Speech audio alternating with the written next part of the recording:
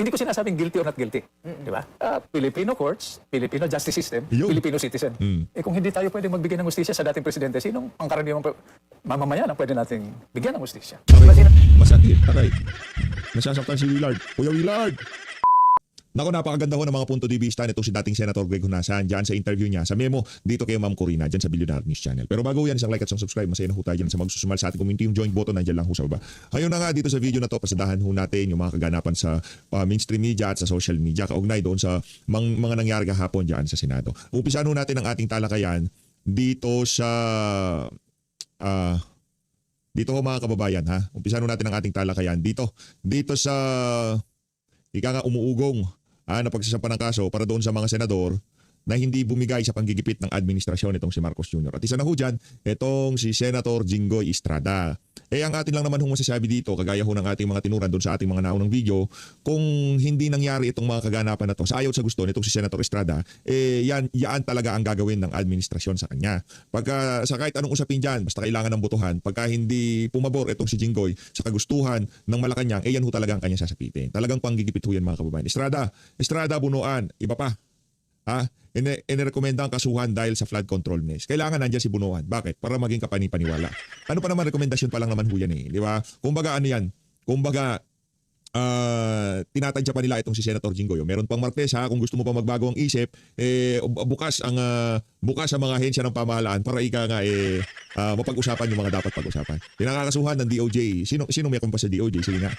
Sino may kumpa sa DOJ? Secretary Vida? Hindi. Wala doon. Walang bitaw si Vida dyan.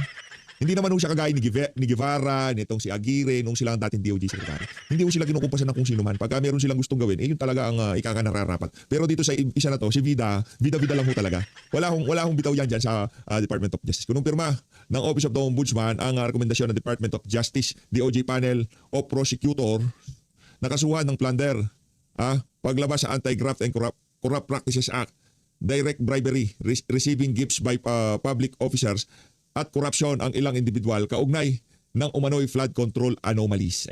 Ano naman, masyado hong nataon, di ba? Pagkatapos ng doon sa Senado, bigla-bigla mayroong rekomendasyon. Kaya, kumbaga, ano pa lang naman, rekomendasyon pa lang naman yan Di ba, meron ka pang pagkakataon, Senator Jinggoy Estrada, para ano ba plano mo? Plano mo bang bumaliktad na? At kalaunan, pagka meron na naman mga issue na hindi nyo napagkasunduan ng administrasyon na to, magre-recommenda na naman sila. Sa ayaw sa gusto mo, Sen Jinggoy, babalik tayo dito sa problema na to. Kaya kung ako sa'yo, kasama mo sabay ng Pilipino dito sa isa na to. Sa ayaw sa gusto nitong mga nanggigipit sa'yo na to, iikot ang gulong ng tadhana. Okay? Iikot ang gulong ng tadhana. Diyan sa pag-ikot niya na yan, sa ayaw sa gusto ng mga naghahari-harian ngayong mga panahon na to, pupuntayan sila sa baba.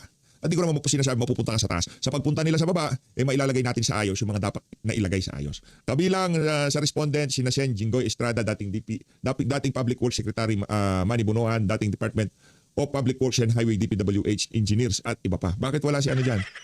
Bakit wala yung mga kandidato ng alyansa na di umano base doon sa listahan nitong si Adrian Bersani direktang nakinabang sa kickback galing flood control? Bakit wala sila dyan? Bakit si Jinggoy lang? Yung mga yon hindi pa sila senador, nakikinabang na sa flood control kickback, pambihirang yan. Base sa mga aligasyon, nagsabuatan umano ang ilang matataas na opisyal ng gobyerno at pribadong individual upang manipulahin ang alokasyon ng pondo. Naku, si Martin Romualdez at si Saldico.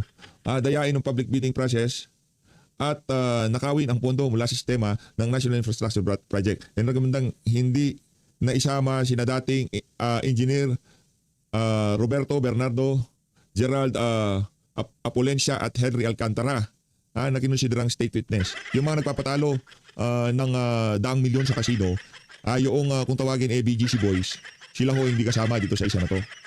Itong mga BGC Boys na to galing kay Ping Lacson. Hindi ba sinama ni Ping Lacson?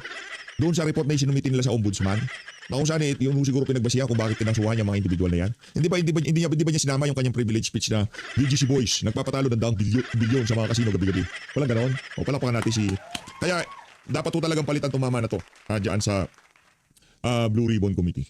Nako, ito na nga ba sinasabi natin? Ito na. Meron nung senior itong si Daryl Yap Lagi mang sumasabit. Hindi naman anak ng aray ko.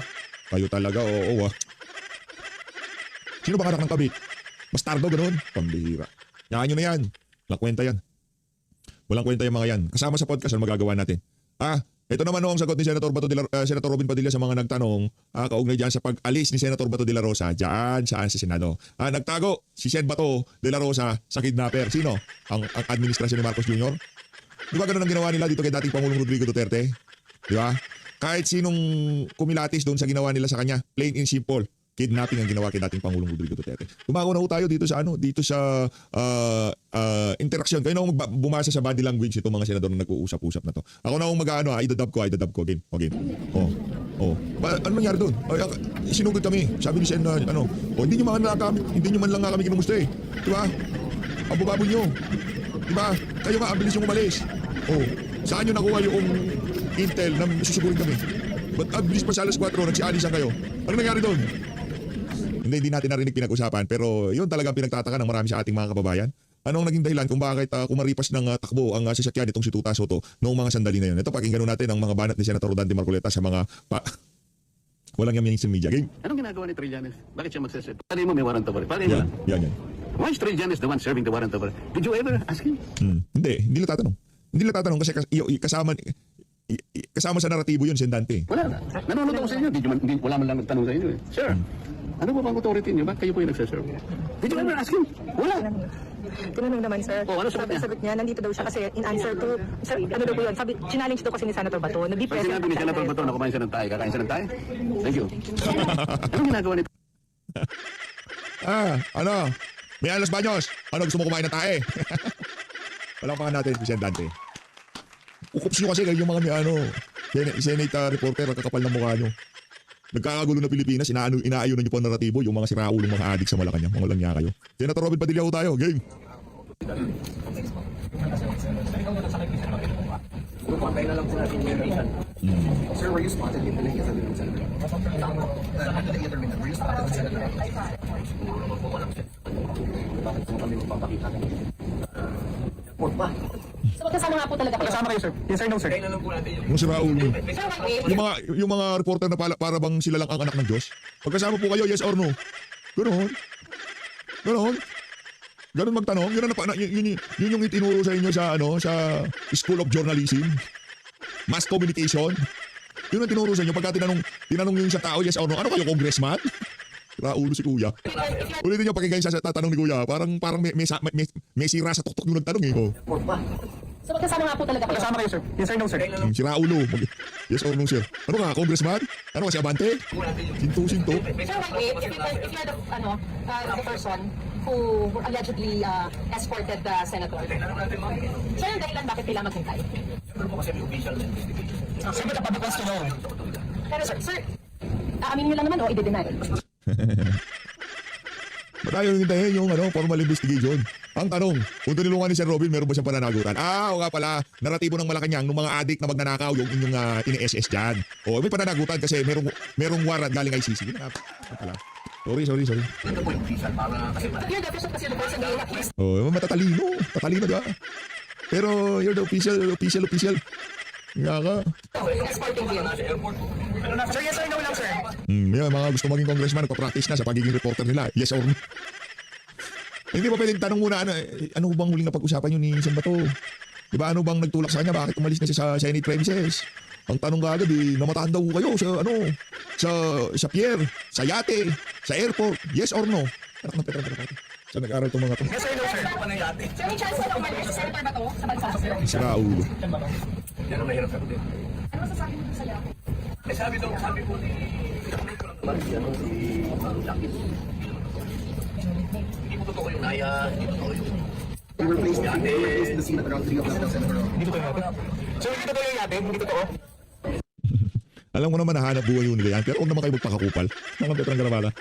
Yung tipong parang kausap nyo lang katrabaho nyo. Senador, sa bagay, hindi nyo nga pala rin respeto basta kaalyado ng Duterte. Okay lang. Alam ko naman na nahanap buhay nyo yan. Kailangan nyo makapanayang, kailangan nyo makakuha ng scoop, kailangan nyo mauna. Diba? Pero huwag naman kayo magpakaku.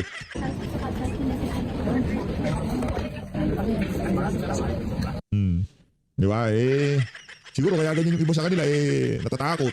Diba? Nakita nyo naman nangyari kay Percy Lapid. Mahirap na, nakakatakot maging journalist ngayon. Nakakatakot mo malagbag sa pamahalaan. Nakakatawa ka, tatambangan ka lang pa, babalagbagin ka nila, di ba? Kawawa ka. O, at, ano yun eh, carrot and stick. Bibigyan namin kayo ng ganito, allowance, o kung ano-ano. Basta huwag kayo babanat sa gobyerno. Yung naratibo ni Auntie Claire, yung SS nyo. Ayaw nyo, aplak na kayo. Ganun lang naman. Ano pa ba? Ano ba meron tayo dito? Ito si Tuta Soto. Tuta tayo. Gay. Doing, making Gusto ko yung ano niya, enthusiasm niya, yung ano tawag dito, yung eagerness niya dito sa impeachment. Tuwang-tuwa ako pag nakikita kong ganito yung si Tuta Soto. Tuwang-tuwa ako. we're doing, making sure Oh. that the articles of impeachment Oh. are taken up by the Senate Yes. and that the trial will proceed forthwith Forthwith. as promised. That That's is what- what the Yung nag-promise. Ikaw. So, ibig sabihin, kontrolado mo pa rin ng pamunuan? Ano mas promise? Bakit dun sa issue ng mga maanomalyang flood control, hindi ganyan yung eagerness mo na as promise, hindi ganun, no? Ay, sa bagay, no? Ang problema kasi, yung listahan ni Adrian Bersamin, pati nga si Andrew, nandun eh. Ang dating daw yung mga, ang dating, di ko sinasabing ikaw, ang dating yung mga kandidato daw ng alyansa direktang nakinabang. minority is making sure that happens. That's what I'm saying. We're making sure that forthwith is followed, and that's why Hindi, wala. Umalis nga kayo eh. Tatanggapin nga yung article sa impeachment, nagpulasan kayo eh. Naiwan dyan si SP Cayetano. Kaya huwag mong kunin yung dating, yan ang problema yan. Ayun na nga mga kababayan, lumipat na ho tayo dito kay dating Senator Greg Honasan. Hindi ko masikmura na para bang pinipresenta nitong si Tuta Soto na yung kung bakit ganyang kabilis ang impeachment ngayong mga panahon na to dahil sa kanya. Ang kapal ng mukha mo, anak ng tao ka, Blue Ribbon Committee nga, di kayo makapag-hearing, impeachment pa kaya, anak ng Petro ng Karapata. Rekta ko tayo dito kay Greg, Sen. Greg. Maraming salamat sa pagkakataon nito. Did you ever once consider yourself a fugitive of the law? Well, always. Always? Wala pa natin. Papasok ako sa official business, sa ibang bansa, lalo na sa Estados Unidos, no? Ay, ganun. Siyempre, nandun ka sa immigration. Diplomatic passport. Pero doon ako pinapapila sa special, no? So, tatanungin ako ng immigration officer, magalang naman, no? Have you ever been engaged in any political activity? At ko, yes. Against. Pag sinabi na yung against, doon ako medyo nagpapalpitate na yung puso ko, no? Against this president. Pag nakakatatlong presidente na, di ba? Medyo kinakabahan ako. Sasabihin na, have you ever been in life-threatening situations? Related to your question, sabi ko, always. Tapos dadali na ako sa secondary screening. Ano po ba? Screening, Oh. So how many presidents did you go against? Bago pa na, may ilan-ilan na rin. May ilan-ilan na rin. Pero kinalaunan, papapasukin din kayo ng Amerika. Pinapapasok, pero nagtataka yung mga kasama ko dahil ako yung special treatment. Tapos sasabihin sa akin ng PhilAm na immigration officer, may annotation ako sa diplomatic passport ko. Really? You know what this means, Mr. Senator? Nagtataka nga kami. Di ba? This means that to some governments, you are considered as an international terrorist. Ay, ganun. Senador na ako na, no? Oh, wow. So, interesting. Oh, really? What countries are those? Ako na lang natin. Okay. Diplomatic repercussions. Correct. O, ayan na, tanungin na natin yung kumakain ba kayo ng popcorn? Pero, Ano? Puro sa lahat, Senator, I'm curious, anong may papayo nyo sa fellow PMA nyo pa, na si Senator Bato de la Rosa? Hintayin natin yung investigasyon. Pero bilisin hintayin natin natin. yung investigasyon dahil yung patakaran sa SOCO, di ba, scene of the crime operators, no? Na nasisira yung ebidensya, yung physical evidence. Nasisira. It dilutes the evidence, it destroys the evidence, no? That is the basis for a serious criminal or other investigations. So, bilisan natin, pero antayin natin yung resulta ng investigasyon dahil, like I said earlier, no? Ang dami nagsasalita ngayon. Opo, puro salita. Nasaan ang CCTV? Sa palagay po ba ninyo importante? Hindi lang yung Corina, di ba? 120 million tayo. Any issue, 120 million experts. Oo nga. Sabay-sabay nagsasalita. So, So do you think that the trajectory of the bullets are important? importante yan, pero who are we, di ba? Hindi naman tayo, di ba? Hindi, pero sa akin, if I may, with your permission, para sa akin, itong mga pangyayari, importante nito, natutunan ko pala ito sa mga millennials. Pag may nagsasalita, may nangyayari, sa Senado o kung saan man, ang tanong nila is, itong pangyayaring ito, ano bang epekto nito sa buhay namin? Yeah. Ano kayo? Millennials. Senado. Millennials ditong si Senator Greg. Palakpakan natin. Idol natin yan. Si Gringo. Ganda ng pangalan, Gringo. Idol natin si Senator Greg. Presidente, mayor, media. Ano ba kayo sa buhay namin? At natutunan ko pa sa kanila. Millennials, ang gagaling yan eh. Pag pineke mo yung sarili mo, medyo naging plastic ka. 1 kilometro pa lang, amoy ka na. Authenticity is the name of the game. Is the name of the game. Oo, mga millennial kasi it's all about me. Sama ko dyan eh. May millennial ka ba, Willard? Mukha kang baby boomer. Millennial ka na. Huwag ka sumali sa amin. Millennial yan si PH. Millennial yan. Yan si Willard, hindi yan millennial. Boomer yan. Huwag mo kami lokohin. Gen X or boomer yan. Parang, bakit niyo ako ginagano? They take it personally, itong mga pagpapanggap, orchestrations, yung mga gulo, parang pwede lang sineseryoso. If I may, sorry Yes, sir, go ahead. Diba? Go ahead. Sa kanila, di ba, importante yung they have very quick access to information. Yun lang, may silo effect dahil isang pindot mo, informasyon. Yung pinindot mong kausap mo, baka iba rin yung informasyon, so magtatalo na kayo. That's what we have to manage. Right. Information and time. Okay, so ito pong nangyayari sa Senado, yung pagpapalit ng liderato. Did you find anything irregular about what happened? Corina, no, Willard. Normal yan. Nagpapalit nga tayo ng presidente every 6 years. Normal Mayor yan. every 3 years. Congressman, barangay captain. Normal yan sa isang demokrasya. Normal. Pag gusto mo ng pagbabago, Normal lang yun pag sa better mga purpose, you look at the objective, organize, no, to accomplish that objective, and choose your leaders. So sa akin, normal yun. Side issue yun. A side issue. Yes. As long as the process. As long as peaceful. Sa ibang bansa ay naghahampasan ng sila ron. Within the halls of their parliaments. Correct. Buti, huwag naman tayo umabot. And si Senator Gringo is a veteran of 2 impeachment trials. Tama ba, Yes, Senator? sir. So ano ho ang may papayo nyo sa mga magsisilbing senator judges dito sa impeachment trial? Since it's a since it's a political and legal process, no? Science-based and data-driven. Hindi yung marites, hindi yung, di ba? Hindi Right. yung, But do you want them to proceed to a trial proper? Kasi may usap-usapan na i-dismiss daw, yun. outright. Medyo antay-antay muna tayo. Huwag natin pakialaman. Huwag natin pakialaman. Manipulate yung proseso. Hayaan natin. Hayaan natin. Let it take its due course. Di ba? I'm talking to all sides. Ha? Right. Di ba? Dahil huwag natin ipako doon sa partisan political considerations. Public interest ito eh. Tayong nanonood. Di ba? Di ba nakakalungkot? Nakakadismaya. Pero at the same time, huwag tayo mawala ng pag-asa dahil it means giving up, by default, yung kinabukasan ni na Pepe at Pilar. Sasalang-alang ba natin yan dahil Nagmamadali sila. nagmamadali sila. But having been a senator, ano po ba ang nasa isip ngayon kaya ng mga this particular batch of senators, given the polarization between Sara Duterte and Malacanang, how will they vote? Are they going to vote according to political convenience because of 2028? O dahil sa yung pagiging compelling ng evidence? Okay, kung na mabuti, tinanong mo yan, di ba? Ang problema natin yun is it's not about personalities. Systems breakdown and institutional damage. Okay? 40 years, rewind tayo ng konti, di ba?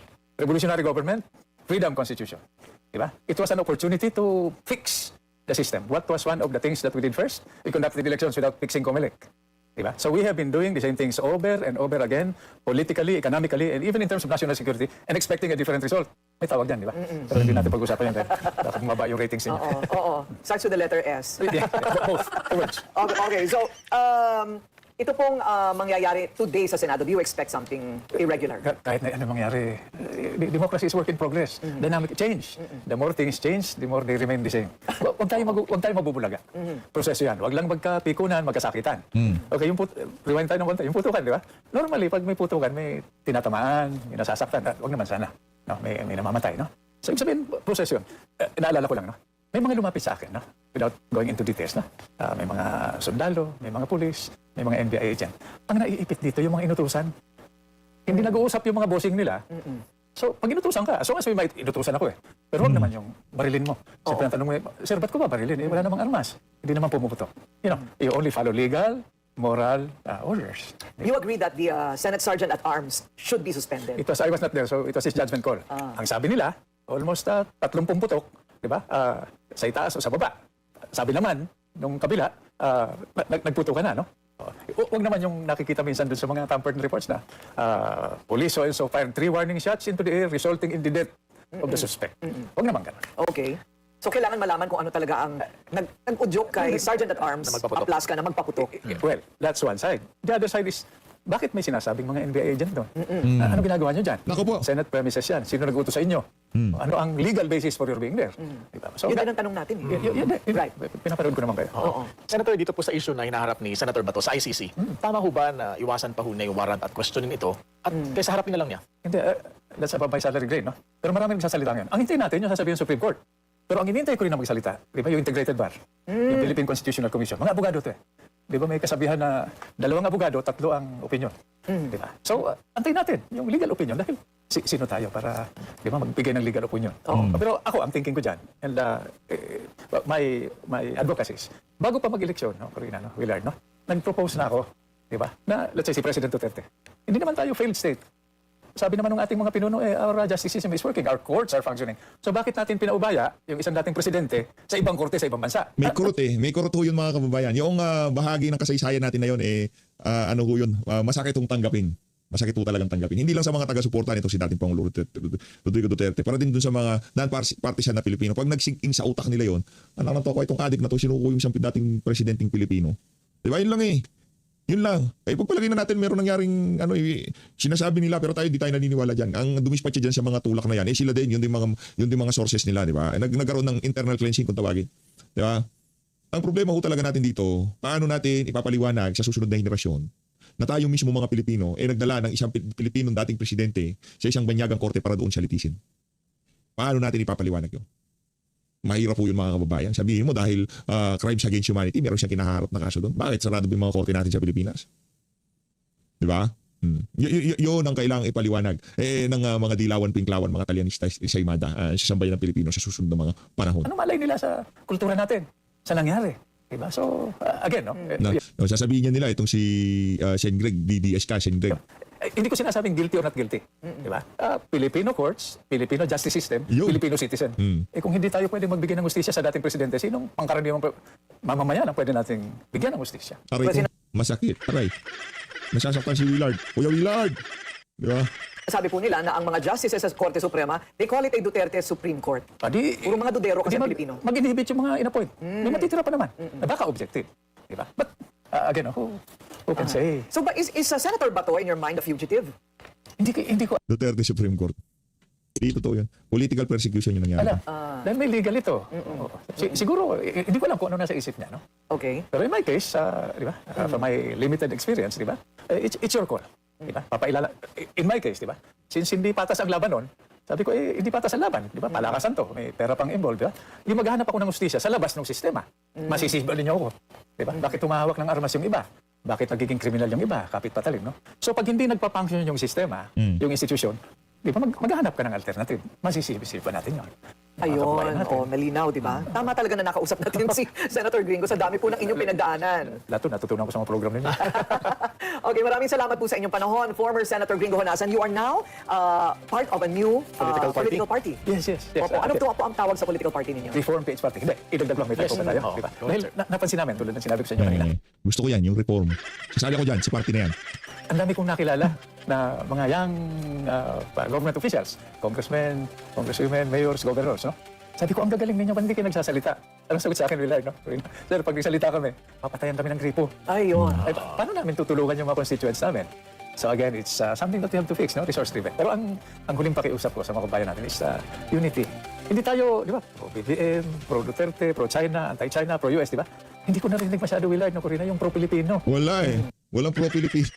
Meron pro-maleta, Sen Greg. Sen Greg meron pro-maleta, pero pro-Pilipino wala akong nalalaman. Hindi ko alam yung kwento. Di ba? Tingnan niyo yung mapa. Di ba? Yung asset natin, yung geography natin eh. Di ba? Lahat dumadaan Pakinggan sa na, wag Ma'am Corina ha. Kung meron ka pang natitira kahit na 10 minutes pa, bigay pa natin dito kay Sen Greg. pit natin. Di ba? 3 choke points. Honshu, Japan yun. Then Basi Strait between Taiwan and Northern Luzon. And then Palawan. Hindi natin sinisingil. Can you imagine? So yung leverage natin, yung pinanggagalingan ng lakas natin globally, is also what inhibits us from thinking as Filipinos. Any threat has to pass bodies of water to confront us, no? Yes. So, dapat together tayo, Filipino, one flag, one nation, dreaming hard, praying hard, working hard. O tingnan natin kung anong mangyayari sa mga dasal natin mamaya. Oo, matutupad. Oo nga. Thank you very much, Senator. Maraming salamat, Sen Greg.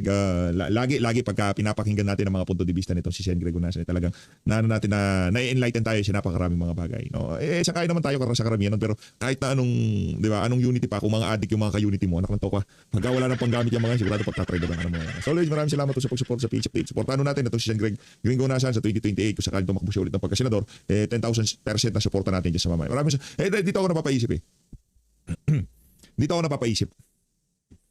Kung bang sitting senator ngayon, itong si Senator Greg, former Senator Gringo Honasan, sa tingin niyo ho ba, kanino siyang side ngayong mga panahon na to? Sige nga, gusto kong marinig yung mga punto de vista niyo. Nasa majority ba siya? Kasama siya nitong Senator Alan Peter Cayetano. Nasa minority ba siya? Kasama ba siya sa mga aso ni Marcos Jr., yung mga utusan ni Lisa Araneta, di ba? Nasaan siyang side? Ako, ito, personal ko to. Kung nanalo siya under alyansa, given na yon, kasama siya nitong si Tuna Soto. Pero kung independent siyang nanalo, hindi niya kasama yung dalawang sintu-sintong di umanong direktang nakinabang dyan sa mga anomalyang flood control sa kickback, hindi siya sasama. Malamang sa malamang, majority siya ngayong mga panahon na to. At pwede, no, Blue Ribbon Committee Chairperson, itong si Senator Greg Honasan. So ladies, maraming salamat po sa pagsuporta sa PH Update. Mag-ingat ko kayo lahat. Pag kayo magpabudol, maraming mabubudol ho ngayon sa mundo ng social media. Mahalin natin ng Pilipinas.